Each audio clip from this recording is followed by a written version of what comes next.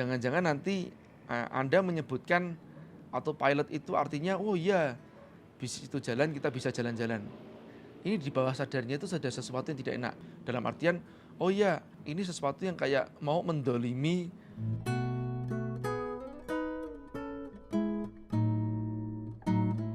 Dari Rio Dika, apakah benar bisnis yang baik itu yang autopilot?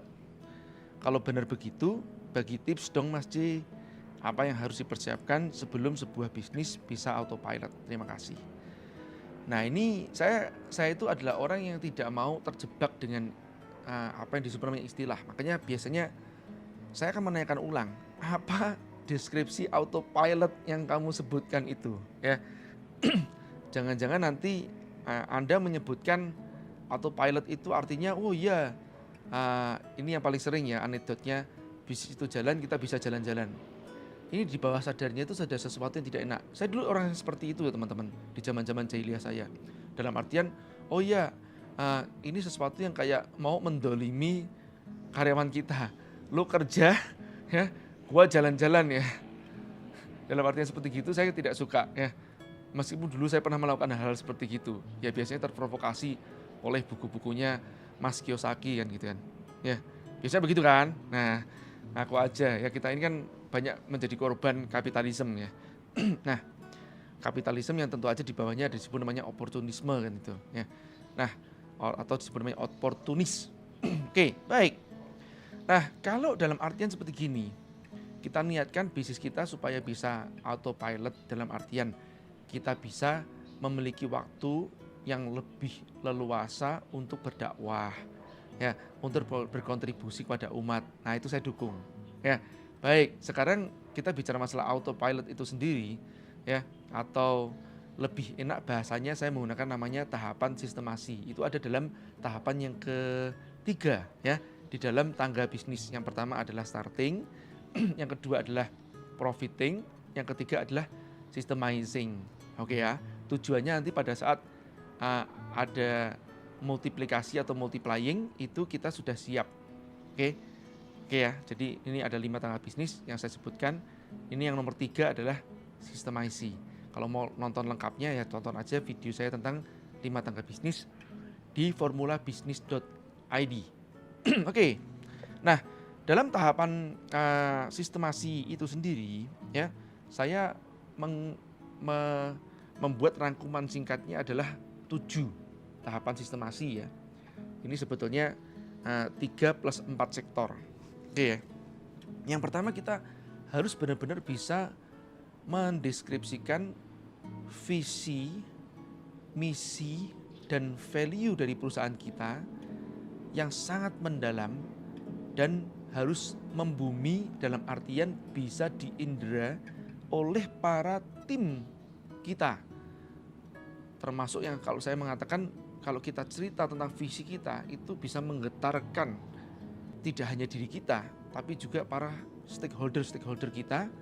Stakeholder ini adalah antara lain karyawan atau tim kita itu bergetar karena visi kita sehingga dia mau berjuang bersama-sama kita, dan juga kepada konsumen atau kepada target pasar kita ya, pelanggan kita, dan juga kepada mitra-mitra kita supaya kita ini merasa seperjuangan ini ya kawan-kawan. Ini yang paling penting. Jadi ekosistemnya jadi sangat kuat banget gitu loh ya. Jadi tidak sekedar ngomong visi menjadi world class apa macam-macam begitu. Itu mah visinya nyontek ya. Nah, jadi harus menjabarkan visi ini benar-benar sangat mendalam sekali, sangat emosional dan spiritual kalau bisa. Oke ya, visi. Sedangkan misi itu apa? Setelah visi ini sangat jelas sekali apa yang akan dicapai. Nah, misi ini adalah tahapan-tahapan untuk menuju visi tersebut. Ya, jadi tahapannya apa? Yang pertama ini, yang kedua ini, yang ketiga ini. Ini harus bisa dicapai. Nanti kalau setelah misi itu dibuat, baru nanti dikecil-kecilkan lagi menjadi goals ya, atau goals ya untuk para manajer-manajer kita, diterjemahkan kepada supervisor dan dikerjakan oleh para tim player yang paling bawah. Ya, dan ini semuanya harus terukur semuanya.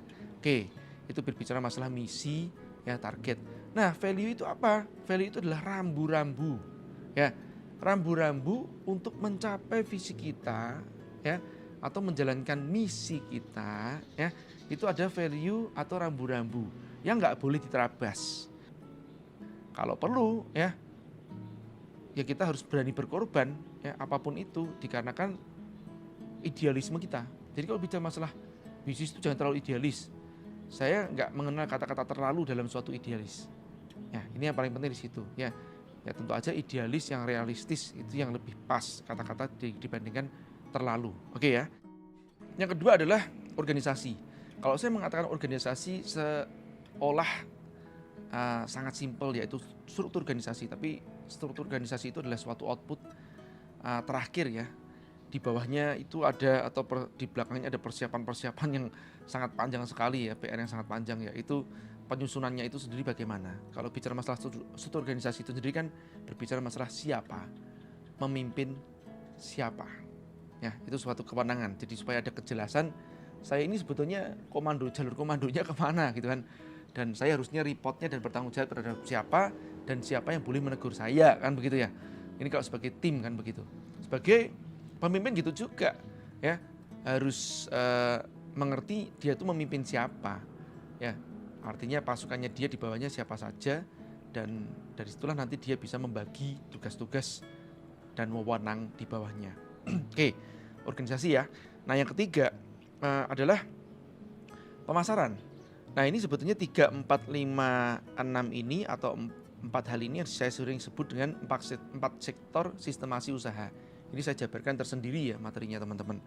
Nah jadi pemasaran, keuangan, operasional, SDM.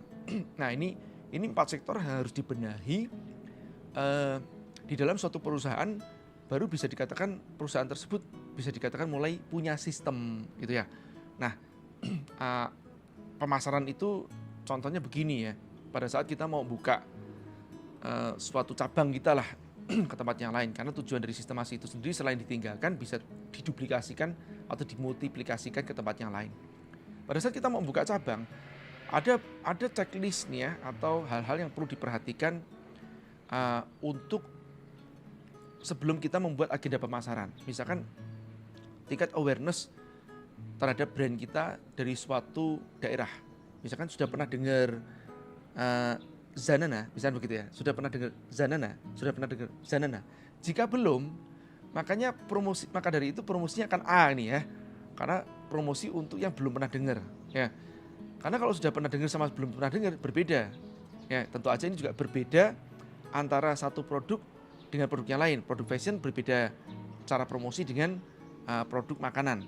Kalau sudah pernah dengar, promosi juga berbeda. Misalkan ya, kalau Anda bicara masalah rumah makan lah paling gampang. Kalau sudah pernah dengar atau awareness-nya tinggi dari suatu rumah makan tersebut, atau ya sudah pernah dengar, Anda bisa langsung menggunakan diskon. Oke. Kalau belum pernah dengar, Anda nggak bisa menggunakan diskon. Kenapa? Kalau makanan berat, itu kalau di diskon pun juga diskon 20%. Orang malah curiga, ini makanannya tiran atau gimana? Satu itu. Kedua, diskon itu dari harga berapa? Kan begitu ya. Karena ada barriernya untuk memakan makanan berat dengan makanan snack. Ini Anda harus tahu. Ya. Nah, jadi ini masuk dalam kategori sistemasi nanti, agenda pemasaran yang teruji. Ya. Sistemasi di bidang pemasaran, termasuk pemilihan lokasi itu termasuk dalam kategori sistemasi di bidang pemasaran ya. Jadi memilih lokasi nggak bisa sembarangan. Kebanyakan, saya bahkan mengatakan ya 90% lah franchise yang ada di Indonesia itu bisa dikatakan franchise abal-abal ya, alias jual gerobak aku franchise. Oke, kenapa saya mengatakan begitu? Misalkan kita telepon deh, halo, saya mau ngambil franchise Anda misalnya begitu ya. Terus, oh iya Pak, sudah punya tempat belum? Sudah. Trafiknya ramai nggak? Iya, baik Pak. Kalau gitu Bapak transfer. Harus hati-hati nih, dia cuma mau duit kita doang gitu ya. Nah, harusnya menanyakan duluan kan, tempatnya di mana duluan Pak. Kita memang ada biaya untuk survei lokasi ya, tapi sebetulnya sebelumnya pun juga termasuk ada wawancara duluan sebelum diterima seorang itu layak menjadi franchisee atau tidak. Karena harus hati-hati loh, karakter seorang franchisee berbeda dengan karakter seorang franchisor atau seorang brand owner ya. Harus tahu nih, seorang franchisee itu sebaiknya adalah tipe-tipe seorang prosedural. Ya, kalau ini semi franchise, atau seorang investor yang nggak mau cawe-cawe atau ikut repot dalam D2D bisnisnya kalau itu yang full franchise. Ya, kalau semi franchise dia harus orang yang menjalankan prosedur dengan taat. Jadi banyak aspek nih teman-teman yang harus dibahas dalam satu hal yang disebut namanya sistemasi pemasaran. Itu baru satu pemasaran. Yang kedua, bicara masalah keuangan. Keuangan outputnya paling dasarnya adalah laporan keuangan. Ya, laporan keuangan apa?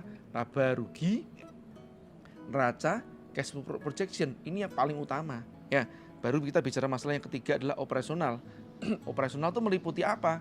Meliputi gampangannya nih ya, tadi itu setelah organisasinya dibentuk kan, nah nanti kan ada di dalamnya alur nih, ya alur dari suatu perusahaan itu prosesnya seperti apa ya, atau proses flow itu sendiri dan dipecah-pecah menjadi job desk. Ya, dari job desk dibagi-bagi menjadi KPI atau SOP. Nah, SOP itu masuk di sini. Jadi SOP itu hanya bagian kecil dari sebuah sistem, ya. Nah, itu adalah petunjuk pelaksanaan atau prosedur dari suatu aktivitas. Sangat kecil banget, ya. Nah, itu SOP, bagian dari operasional. Nah, baik, yang keempat atau yang terakhir sistem SDM itu sendiri, ya. SDM ini meliputi apa? Yang pertama nih, ya, bagaimana cara merekrut atau prosedur merekrutnya. Ya, habis kita rekrut, kita harus ngerti cara mentraining atau apa-apa saja yang akan kita berikan kepada kepada pegawai baru nih, ya, atau karyawan baru atau tim baru. Nah, setelah itu kita harus tadi tuh bergabung dengan yang disebut dengan job desk tadi itu kan. Nah, atau bagian operasional, tapi kalau di bagian SDM itu ada yang disebut namanya performance evaluation. Nah, dari indikator kerja benar atau KPI, nanti ada evaluasi untuk performance atau kinerja yang nanti ini menentukan kenaikan gaji, jenjang karir. Nah, tadi itu ya. Jadi tambahan lagi yang terakhir adalah jenjang karirnya. Ini harus ada tersistemasi dalam suatu perusahaan. Nah, yang ketujuh yang terakhir setelah berbicara masalah SDM itu kembali lagi, ini suatu perahu besar atau kapal besar harus ada nahkoda yang benar juga untuk memimpin, alias apa? Yang terakhir itu adalah leadership. Jadi kalau bicara masalah sistem itu sangat panjang banget, ya. Ya, bicara masalah leadership itu juga, wah nggak cukup untuk kita berbicara dalam waktu durasi 2 jam kan, ya. Tapi inilah gambaran besarnya yang disebut namanya sistemasi usaha itu seperti apa, ya. Nah, sekarang saya mau tanya, kira-kira Anda bisa autopilot atau enggak sekarang ini? Ya, kadang-kadang teman-teman banyak yang takabur nih. Oh, bisnisku sudah autopilot. Berapa bulan kamu bisnis? Setahun autopilot. Setahun autopilot, yakin loh. Nah, mungkin Anda baru bisa mendelegasikan pekerjaan kepada orang-orang Anda dalam tahapan yang disebut namanya menjalankan usaha. Belum tentu autopilot yang sesungguhnya, yaitu menumbuhkan usaha Anda. Oke, koreksi. Hati-hati dengan niatan autopilot. Mudah-mudahan bermanfaat. Terima kasih.